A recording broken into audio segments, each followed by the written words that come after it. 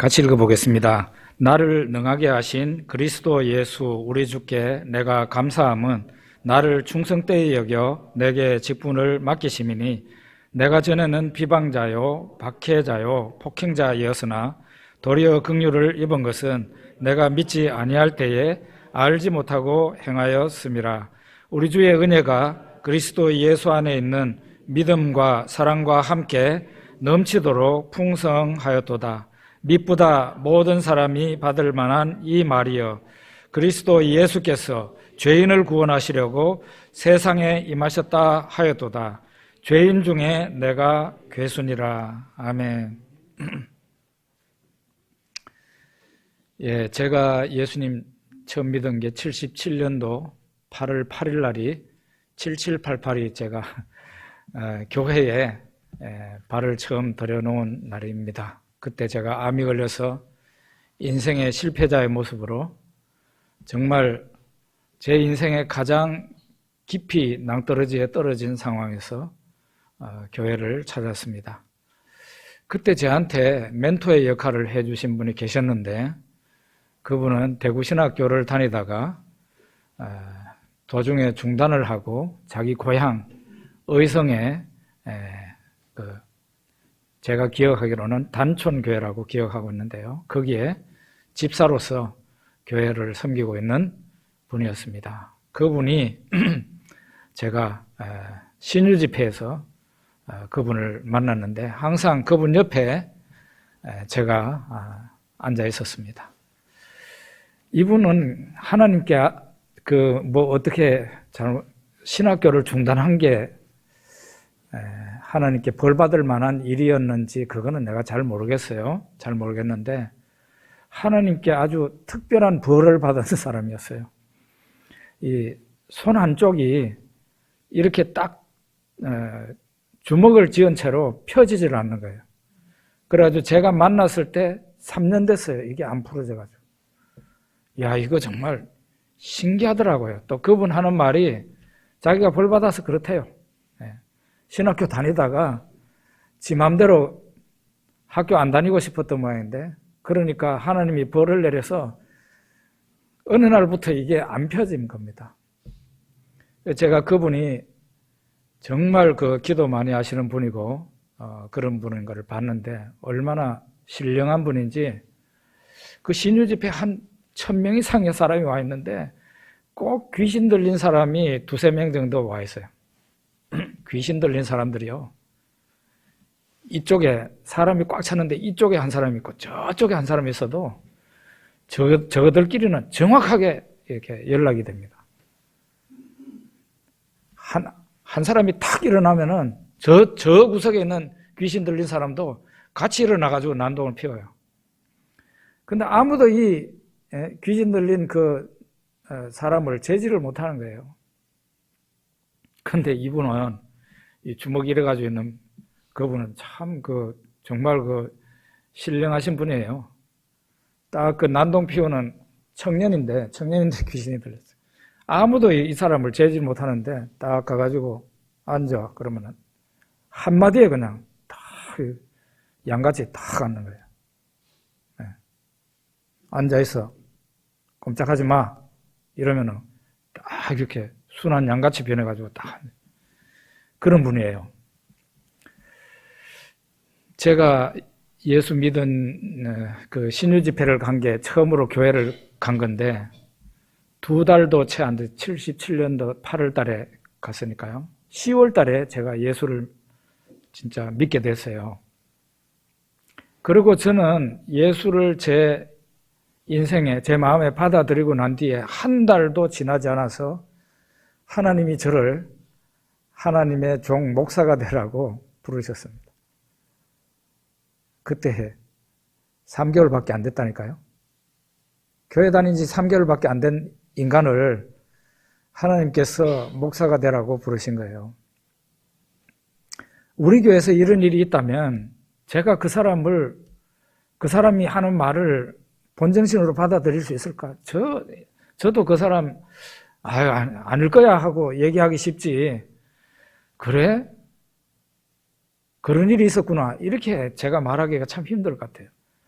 3개월 만에 하나님이 저를 하나님의 종이 되라고 부르셨는데 제가 한 달 정도를 버티다가 나중에 어느 날 예수님에 관한 영화를 보다가 거기에서 터졌습니다. 눈물을 많이 흘리고 울고 난 뒤에 하나님이 하라고 하시는 대로 할게요 하면서 기도를 하게 되었습니다. 그런데 어느 날 밤에 그런 일이 있었는데 아침에 하룻밤 자고 일어나니까 얼마나 두려운 마음이 생기고 내가 정말 왜 그런 기도를 했는가 하는 생각이 들고 정말 후회 막심한데 이게 취소가 또 안 되는 거라는 생각이 드니까 제 마음에 편치를 않고 그냥 무섭기만 하더라고요. 한 개도 마음이 안 편했어요. 좋지를 않죠. 그런 상태에 있을 때 그 멘토 역할을 했던 그 집사님에게 제가 이렇노라고 얘기를 했습니다. 그랬더니 그분이 저한테 하는 말이 정선생 하면서 저한테 정선생이라고 불렀어요. 옛날에는 중고등학생들한테도 교회에서 선생이라고 불렀습니다. 옛날에는요. 저한테 정선생 하면서 부르면서 하나님께서 부르신 그 길이 정말 가시밭길과 같겠지만 하나님이 특별히 정선생과 함께 하시니까 너무 걱정하지 마라 하고 얘기를 하더라고요. 정말로 초신자 중에 초신자, 애기로 말하자면은 엄마 젖을 먹고 있는 그런 어리고 어린 신자인데 그 옆에 있는 집사님이 저한테 말씀하신 그 말씀으로 저는 완전히 제 속에 두려움이 완전히 없어지게 됐어요. 그거 참 정말 신기하더라고요. 그 집사님이 저한테 하나님이 특별히 함께 해주시니까 걱정하지 말라고 얘기하는데 정말로 하나님이 저와 함께 해주실 거라는 그런 어린 마음에 그런 믿음이 들고 걱정할 필요 없이 가면 되겠구나 그러면서 그 후로는 제가 근심과 걱정이 사라지게 되었습니다. 12절에 보면 나를 능하게 하신 그리스도 예수 우리 주께 내가 감사함은 나를 충성되이 여겨 내게 직분을 맡기심이니. 사도 바울이 자기 자신의 직분에 대해서 말하고 있는 겁니다. 그러면서 먼저 나를 능하게 하신 그리스도 예수라 그랬습니다. 이 말은 사도 바울이 자기가 받은 직분에 대해서 말을 하면서 나를 능하게 하신 그리스도 예수라는 말은 예수님께서 사도 바울에게 직분을 주면서 능력까지 주셨다는 거예요. 그 직분을 수행할 수 있는 능력을 주셨다는 거예요. 산에는 이렇게 조림을 하는 사람들도 있지만 벌목을 하는 사람들도 있습니다. 벌목하는 사람들 한두 사람만 올라가는 게 아니라 많이 올라갑니다. 벌목할 때는. 그런데 이제 한 차로 해가지고 벌목하는 사람들을 산 밑에 갖다 놓는데 올라가서 나무를 자르십시오 하면서 빈손으로 올려보내지 않습니다. 그 사람들에게 반드시 한 사람당 하나씩 전기톱을 나눠줘요. 전기톱을 들고 올라간다고. 그래가지고 그 사람들이 그 톱을 가지고 나무를 잘라요. 하나님께서 직분을 주시면서 능력을 주시지 않고 직분을 주시는 일은 없어요. 우리 예수님께서는 반드시 우리에게 직분을 주시면서 능력 또한 주십니다. 그래야 그 일을 할 수 있으니까요. 그래서 모세에게 우리 하나님께서 모세를 부르시고 그에게 애굽 왕 바로에게 가서 대결을 하고 그를 이기고 그 수중에 있는 내 백성을 출애굽을 시켜라. 모세에게 그 일을 맡기면서 모세에게 능력을 주셨잖아요. 모세한테 너 지금 손에 들고 있는 게 뭐지? 지팡이입니다. 지팡이를 던져라 그랬어요. 던지니까 그 지팡이가 모세의 지팡이가 뱀이 됐다 그랬어요. 그 뱀이 이제 모세 쪽으로 향해서 오니까 모세가 피하니까 하나님께서 뱀의 꼬리를 잡아라 그랬어요.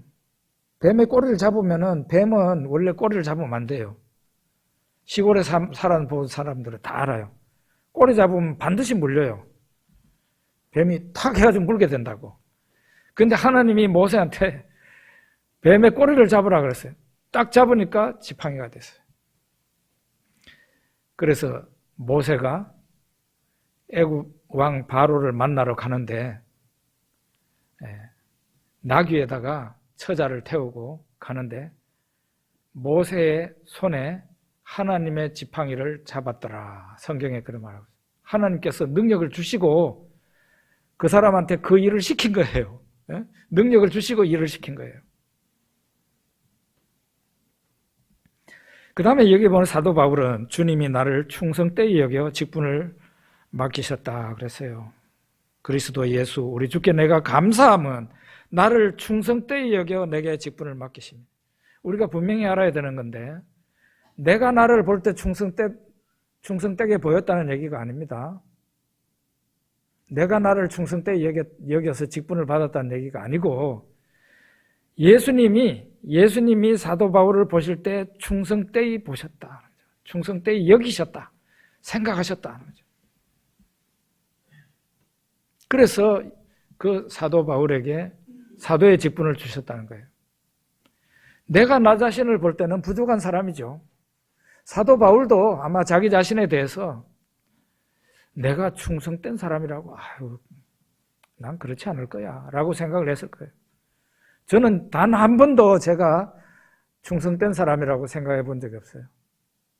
늘 그냥 알맞게 살려고 하는 그런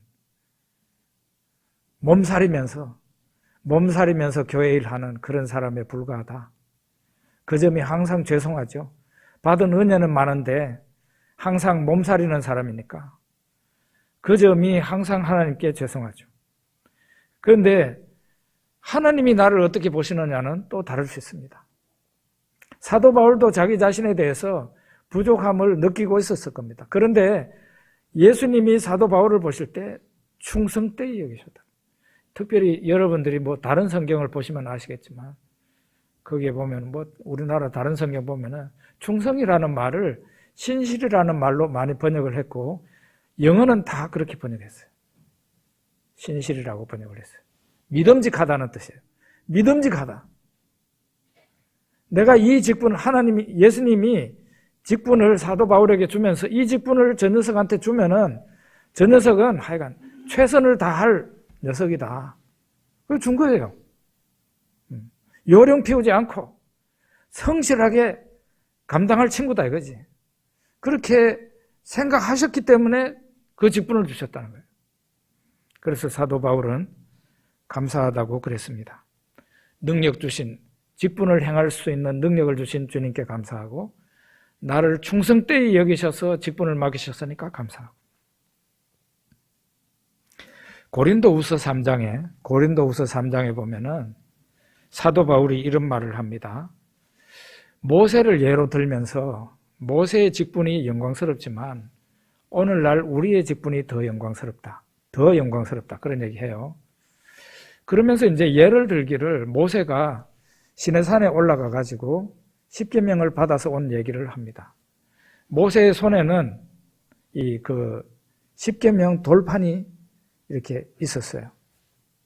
그런데 그 모세가 십계명 돌판을 받아서 십계명을 가지고 내려오는데 얼굴에 빛이 났어요. 그러니까 백성들이 모세의 얼굴에서 막 너무 광채가 나니까 백성들이 모세에게 가까이 오기를 두려워했습니다.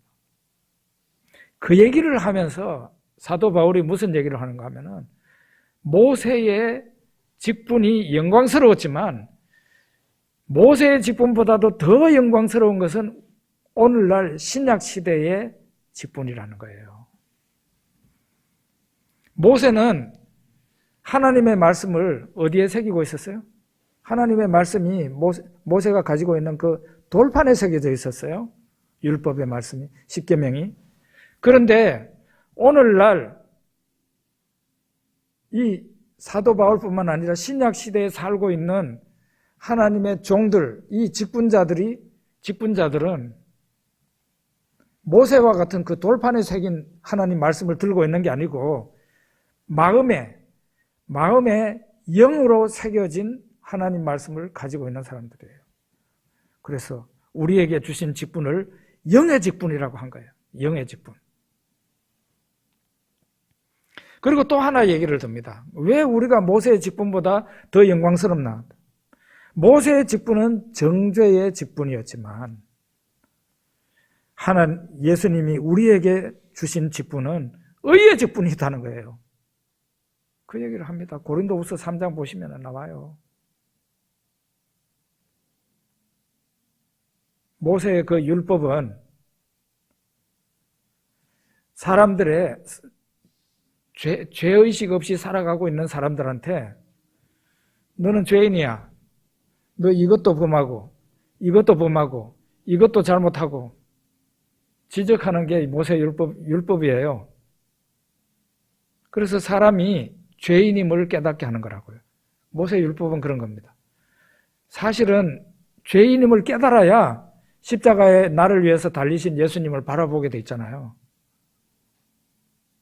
그래서 율법을 몽학선생이라고 그러는 겁니다. 율법은 직접적으로는 사람을 정죄하는 거고 간접적으로는 그래서 내가 죄인이니까 어떻게 해야 돼?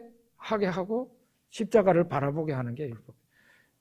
그런데 오늘날 사도 바울뿐만 아니라 신약시대에 예수님에게서 우리가 받은 직분은 모세의 정죄의 직분보다 더 영광스럽게 우리는 의의 직분이라는 거예요. 의의 직분. 의의 직분이라는 게 뭔가? 사람에게 전도를 해서 그 사람이 죄를 용서받게 하고 하나님 앞에 용서받게 하고 그 사람이 자신의 힘이 아니라 하나님의 은혜로 의인이 되게 하는 그런 일을 우리가 하고 있잖아요. 이게 바로 의의 직분이라는 거예요. 정죄의 직분이 더 영광스럽냐? 아니면 의의 직분이 더 영광스럽냐? 사도 바울은 분명히 말을 하는데 우리가 모세의 직분보다 더 영광스러운 것은 우리가 정죄의 직분이 아니라 의의 직분을 받은 사람들이기 때문에 그렇다. 이렇게 얘기를 하는 거예요.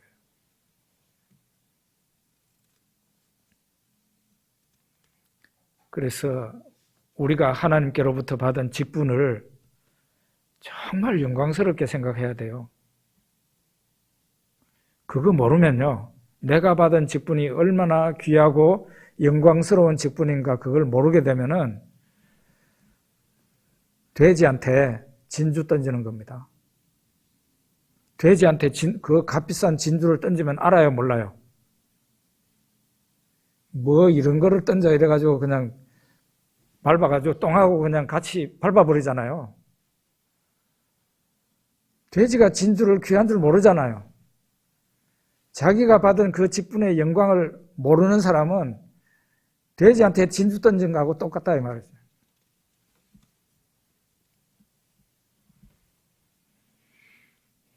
지난주에 느디님 사람들에 대해서 우리가 봤습니다. 그 사람들 원래 이방인들이었어요. 블레셋 사람, 아말렉 사람, 모압 사람, 미디안 족속 그런 사람들이 이스라엘과 전쟁하러 나와서 이스라엘 군과 붙어서 싸우다가 이스라엘 군에 패전한 거예요. 그래가지고 이스라엘 군이 옛날에는 패전하면 어떻게 됩니까? 사람을 죽이고 옷이고 뭐고 다 뺏어온다고.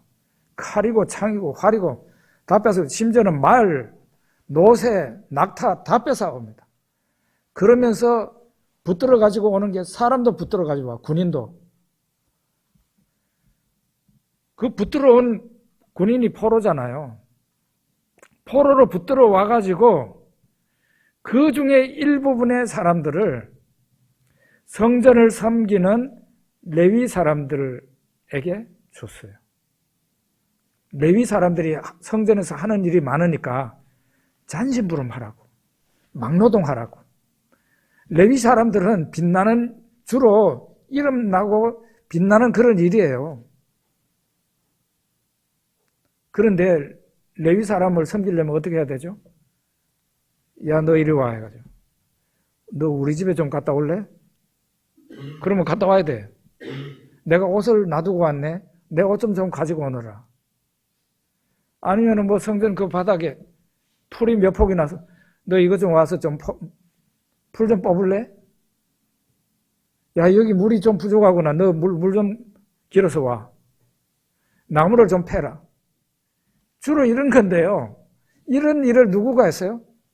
그 포로에서 붙잡혀 온 느디님 사람들이 레위 사람들을 시키는 그런 일을 한 거예요. 어떻습니까? 별로 영광스럽지 못한 일 같죠? 그런데 이런 사람이 없으면은 성전이 돌아갈 수 있을까요? 못 돌아갈까요? 못 돌아가요. 이런 사람들 없으면은 그 잡초는 누가 뽑아요? 이런 사람이 없으면은 물 기르는 사람, 예? 물은 누구가 길어오냐고요? 영광스럽지 못한 것 같지만 반드시 있어야만 되는 직분이라고. 그런데 사람이 볼 때는 이름나는 그런 직분은 아니지만 하나님께서 보실 때는 그들을 영광스럽게 보셨고 느디님 사람들도 자기네가 하는 그 일을 귀한 일로 생각을 해서 그들은 성전에 있을 때 예전에는 몰랐던 하나님을 알게 되고 믿게 되고 하나님을 위해서 여호와 하나님을 위해서 일하게 된 것을 복된 일로 생각을 하고 끝까지 바벨론 포로로 끌려가 놓고 제일 먼저 고향으로 쫓아와서 하나님을 섬기기 시작한 사람들이 바로 그 사람들이었다는 느디님 사람들.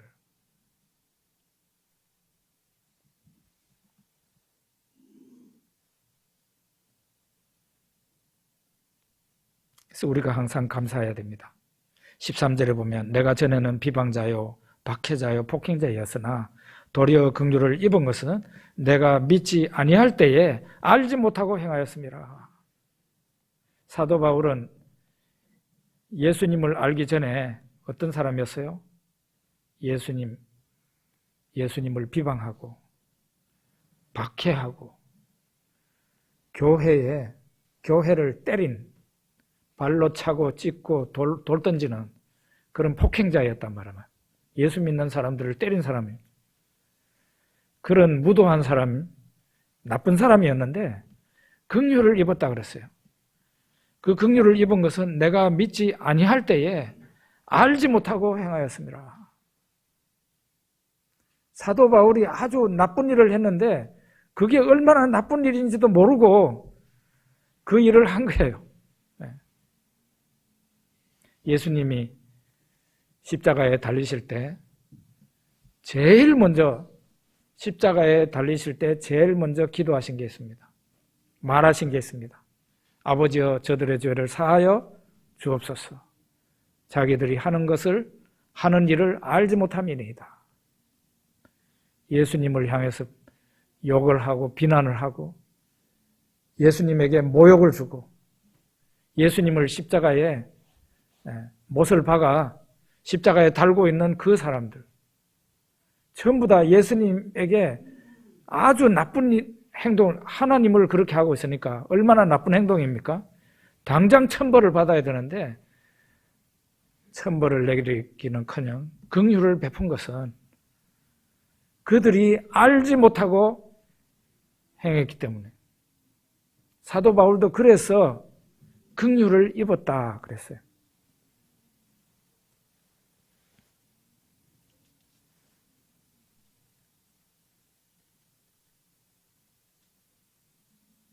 (14절에) 봅시다. 우리 주의 은혜가 그리스도 예수 안에 있는 믿음과 사랑과 함께 넘치도록 풍성하였도다. 우리 주의 은혜가 그리스도 예수 안에 있는 믿음과 사랑과 함께 넘치도록 풍성했다. 이 믿음과 사랑이 어디에 있었다 그랬어요? 그리스도 예수 안에 있었다 그랬어요. 그런데 그 믿음과 사랑이 내한테 들어온 거예요. 언제? 주님의 은혜가 내한테 임할 때에 주님 안에 있던 믿음과 사랑도 내한테 들어온 겁니다. 근데 어느 정도로 들어왔다고 그랬어요? 넘치도록 풍성하게 들어왔다고 그랬어요. 예수님의 그 은혜는 그냥 쬐끔 우리한테 온 게 아니고 어마어마한 은혜가 우리들에게 임한 겁니다.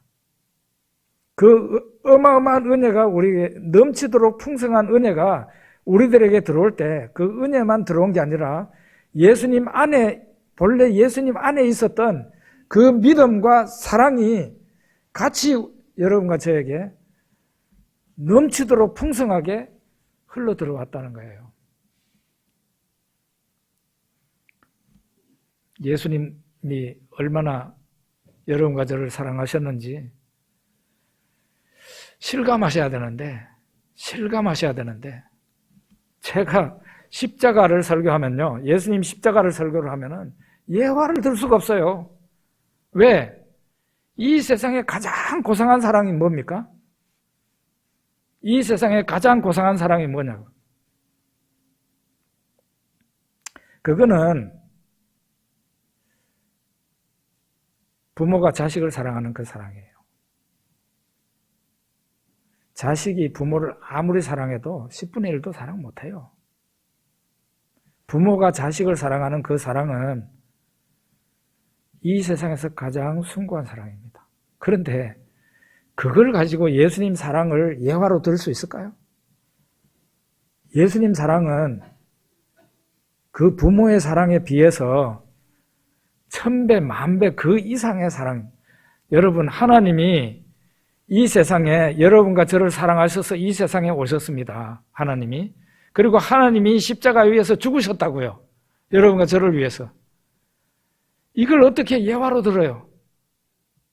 예화가 불가능해요. 엄청난 사랑을 여러분과 저를 위해서 엄청난 사랑과 엄청난 은혜를 우리에게 부으신 겁니다. 여러분들이 마음을 열고 그 하나님의 사랑을 받아들이면은 하나님의 사랑을 받는 주인공들이 됩니다. 그런데 그걸 모르고 살아가면 어떻게 됩니까? 비가 폭포수같이 내리는데 우산 쓰고 가는 사람, 비 안 맞잖아요. 여러분 혹시나 하나님의 은혜가 어마하게 우리에게 임하고 있는데 그 은혜 안 받으려고 그랬겠습니까? 모르니까 그런 거죠. 모르니까. 알지 못하고 행하였습니다. 거기에도 해당이 돼요. 모르니까 예수 믿는데 소홀한 거죠. 모르니까. 저는 목사로 이렇게 있으면서 제일 안타까운 게 그런 거예요. 야, 저 성도가 예수님을 제대로 믿으면은 얼마나 엄청난 축복과 은혜를,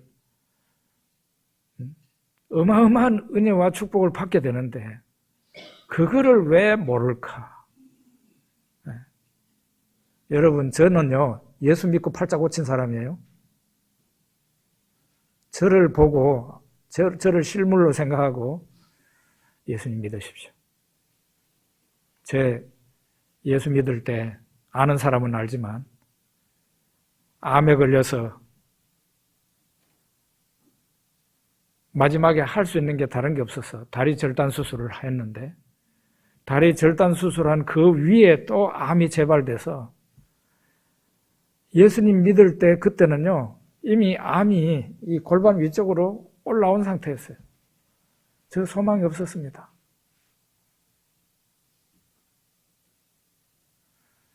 살겠다고 절단 수술을 했는데 그 위에 암이 올라붙더라고요. 암이 무시무시해요. 암은 정말 무섭습니다. 거기에다가 우리 가정은 완전히 곤두박질 쳐가지고 그냥 알거지 중에 알거지가 되고 제 칠형제인데 막 아버지 제 칠형제들 완전히 다 그냥 전국에 뿔뿔이 다 흩어져 버렸어요. 완전히 폐가 망신한 그런 가정이었어요. 수중에 돈 한 푼 없는 불쌍한 가족들이었어요. 그런 상태에서 예수를 믿었습니다. 인생에 내려가도 그만큼 내려갈 수 있겠습니까? 여러분 형편이 어려운 분도 계십니다. 그때 제만큼 어려운 분은 안 계세요. 정말 어려운 상태였어요. 그런데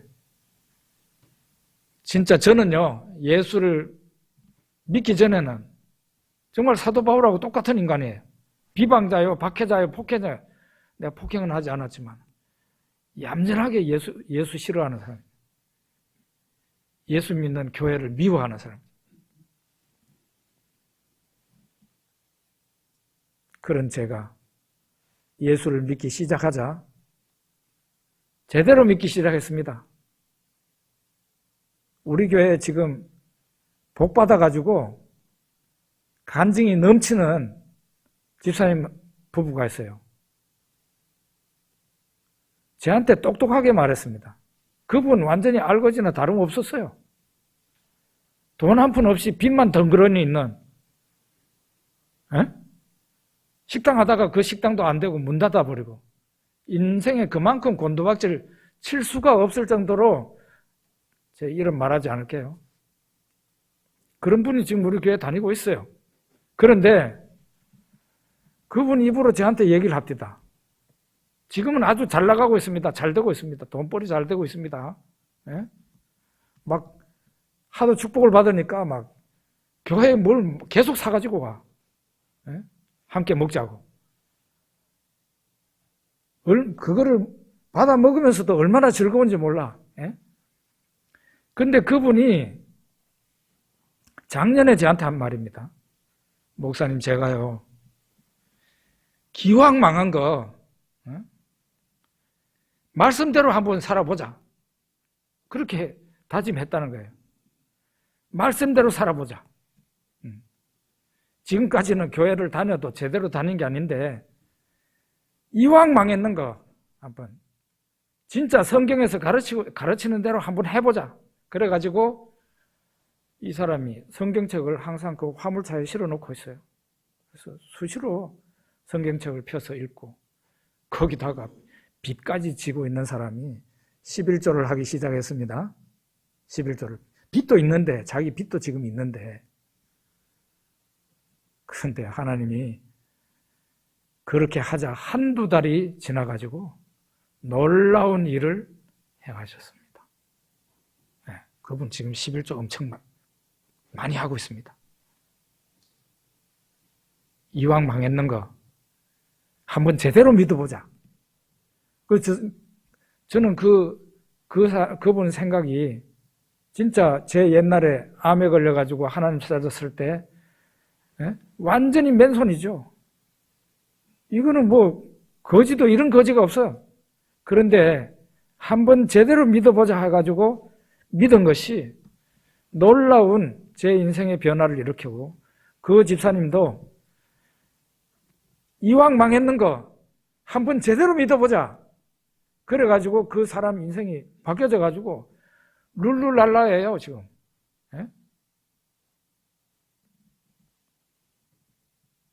예수님이 여러분과 저에게 베푸신 은혜가 어마어마합니다. 15절에 봅시다. 믿보다 모든 사람이 받을 만한 이 말이여, 그리스도 예수께서 죄인을 구원하시려고 세상에 임하셨다 하였도다. 죄인 중에 내가 괴순이라.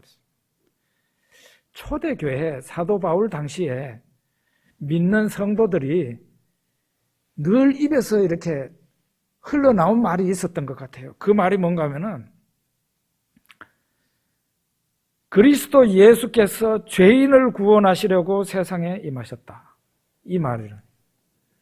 여러분 그 앞에 보십시오. 믿보다 모든 사람이 받을 만한 이 말이여 해놓고 그 다음에 나오는 말이 나오잖아요.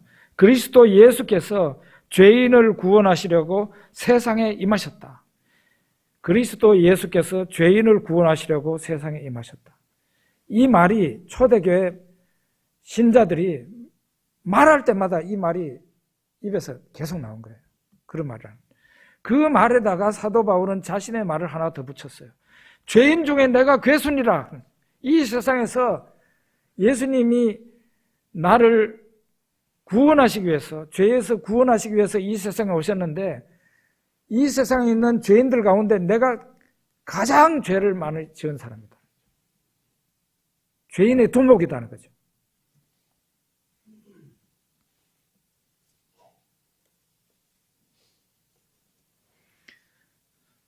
우리나라 사람들은 은혜 받은 사람들 입에서 제일 많이 흘러나오는 말이 할렐루야라는 말인 것 같습니다. 특히 목회자들 만나면 할렐루야 이러면서 악수하고 그럽니다.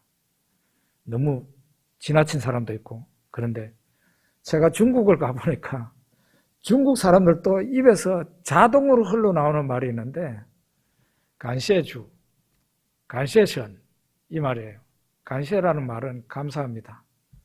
간셰션은 감사합니다 하나님. 간셰주는 감사합니다 주님. 주님 감사합니다. 이 말이 그냥 쉴 새 없이 나와요. 한마디 하고 난 뒤에 간셰주. 한마디 하고 난 뒤에 간셰주. 저 중국 남방의 광동성에서부터 저 북쪽에 영하 40도 내려가는 그 내몽고까지 완전히 이 부분에 대해서는 통일이 돼 있어요. 교인들이 만나서 뭐 조금만 말하면 간세주 이러네. 참 이렇게 감사합니다 주님, 감사합니다 하나님 이 말을 그냥 입에 달고 있는 저 성도들을 공산당이 이길 수 있겠어요? 택도 없어요. 절대로 못 이깁니다. 문화혁명 때도 기독교인들 씨를 말리려고 그랬지만 오히려 문화혁명 끝나고 난 뒤에 어떤 현상이 일어났습니까? 이거 우리나라의 복음이 부흥한 거는 중국교회 부흥에 비하면 상대가 안 됩니다. 상대. 네? 우리나라의 부흥을 수류탄 정도로 생각하면 중국교회 부흥은 원자탄이 터진 거예요. 어마어마합니다.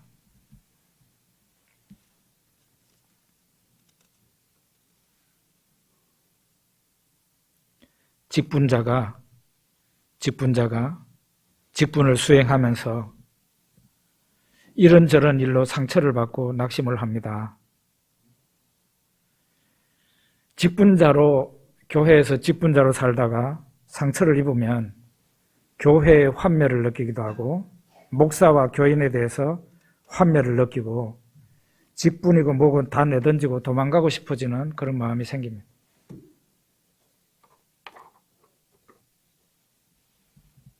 그런데 도망가고 싶어도 도망을 못 가는 이유가 그리스도 예수께서 죄인 중에 괴수인 나를 구원하시려고 세상에 오셨다는 것이고 그 예수님이 내가 나를 볼 때는 부족한 인간인데 충성되이 여겨서 나에게 직분을 맡기셨다는 거예요. 그래서 도망을 못 가는 거예요. 오늘 아침에 이제 선교사님 간증을 하나 들었는데 우간다에서 선교하시는 홍세기 선교사님이라는 분인데 이분이 우간다 쿠미 대학의 총장으로 있는 분입니다. 선교사인데 총장이에요. 그 우간다 쿠미 대학 굉장히 어려운 그 한국 교회가 세운 그런 대학인데 얼마나 운영이 잘 안 됐는지 코로나 전에 그 우간다 국가에서 폐쇄를 하라고 명령한 그런 대학이었다고 합니다. 거기를 5년 전에 가가지고 총장을 맡았으니까 얼마나 힘들었겠습니까? 여기 CTS 이제 간증 프로에서 봤는데 신현준 씨 탤런트 신현준 씨가 사회자더라고요. 신현준 씨가 물어요 그 선교사님한테. 선교사님은 총장 일 하는 게 좋습니까? 강의하시는 게 좋습니까? 강의하는 것은 즐거운데 총장 일은 매일 기쁘지 않다. 매일 기쁘지 않다. 그러네. 제가 그 간증을 들으면서 제 개인에게 적용해서 설교하는 것은 즐거운데 목회하는 것은 매일 힘들다. 그렇게 말하고 싶더라고요. 설교하는 것은 제 취미예요. 이 애한테서 장난감 빼앗아 가면 애가 울듯이 이제 목회 은퇴하면 설교하고 싶어서 어떻게 하나. 걱정이 내가 울지도 몰라. 예? 너무 좋아하는 거니까.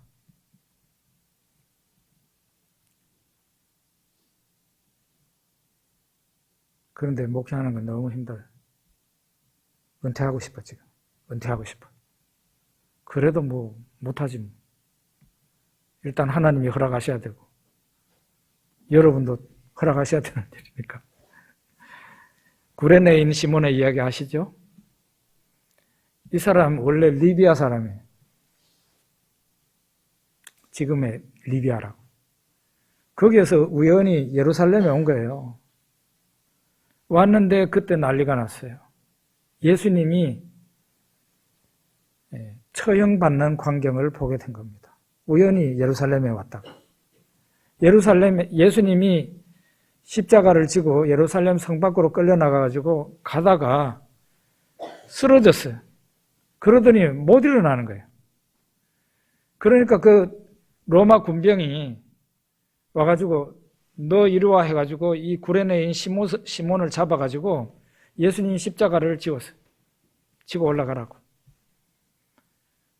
그래서 이 예수님의 십자가를 그 골고다 언덕까지 운반한 사람이 구레네인 시몬이에요.